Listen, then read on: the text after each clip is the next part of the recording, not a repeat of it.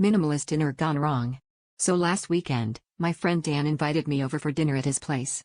Now, Dan's always been a bit of a trend chaser. Last year it was cold brew, the year before, intermittent fasting, and now, apparently, he's gone minimalist.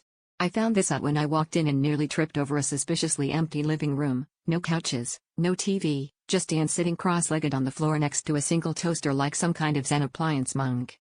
He was super enthusiastic, though, and told me he was hosting his first minimalist dinner party.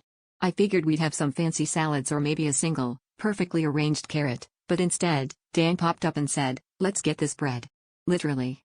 He then proceeded to produce a whole bag of plain white bread and, with all the ceremony of a Michelin star chef, started toasting slices. Each course was just a new level of burnt, first slightly golden, then a bit crispy, then full-on blackened charcoal. By the third round, everyone was chewing on bread that crunched like gravel, and Dan was explaining the subtle smoky notes as if he'd aged it in a barrel. People were trying to be polite, but one of our friends tried to butter her toast and the bread just crumbled into dust. Dan was unfazed, serving up another round of what he called avant-garde croutons. At this point, I'd drunk enough water to consider myself hydrated for a week. Things finally reached a climax when Dan stood up, raised his toaster, and declared, "Dessert is next, cinnamon toast, level 5. At that moment, I realized he'd truly lost the plot, but I had to hand it to him. He's the only person I know who can host a dinner party and still be a crummy host.